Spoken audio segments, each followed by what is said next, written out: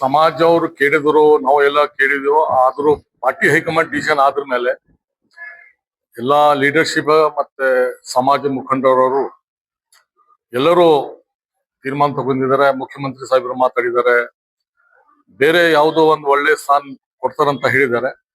ಯಾವುದು ನಮ್ ಬೇಡಿಕೆ ಯಾವಾಗ ತನ ಇರ್ತದೆ ಅಂದ್ರು ಫೈನಲ್ ಹೈಕಮಾಂಡ್ ಫೈನಲ್ ಮಾಡೋ ತನ ನಮ್ದು ಬೇಡಿಕೆ ಇರ್ತದೆ. ಆಮೇಲೆ ನಮ್ಮ ಪಾರ್ಟಿ ಪಕ್ಷ ತುಂಬಾ ಇಂಪಾರ್ಟೆಂಟ್ ಇದೆ. ನಮ್ಗೆ ಗೊತ್ತಿದೆ ಬೇರೆ ಸ್ಟೇಟ್ ನಲ್ಲಿ ಏನ್ ಸಮಸ್ಯೆ ಇದೆ. UP, ಬಿಹಾರ್, ಗುಜರಾತ್, ರಾಜಸ್ಥಾನ್ ನಲ್ಲಿ ಈ ತರ ನಮ್ ಕರ್ನಾಟಕನಲ್ಲಿ ಇಲ್ಲ.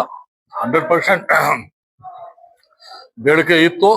ಆದ್ರೂ ಡೆಫಿನೆಟ್ಲಿ ಕಾಂಗ್ರೆಸ್ ನಲ್ಲಿ ಬೇರೆ ಬೇರೆ ರೀತಿಯಿಂದ ಅವಕಾಶ ಮಾಡಿಕೊಡ್ತಾರಂತ ನಮ್ಗೆ ವಿಶ್ವಾಸ ಇದೆ. ಇದ್ರ ಬಗ್ಗೆ ಎಲ್ಲರೂ ಮುಖಂಡರು ಮಾತಾಡಿ ಎಲ್ಲಾ ಸೆಕ್ರೆಟ್ ಆಗಿದೆ ಅಂತ ನನಗೆ ಮಾಹಿತಿ ಇದೆ. ನಾನು ಸುಮಾರು ಫಂಕ್ಷನ್ ಅಟೆಂಡ್ ಮಾಡಿದ್ದೀನಿ. 100% ದಾವಣಗೆರೆ ಸೀಟ್ ವಿನ್ ಆಗ್ತದೆ. ನಮ್ ಕ್ಯಾಂಡಿಡೇಟ್ ಸಮರ್ಥ ಶಾಂತಿಯುಗ ಅವರು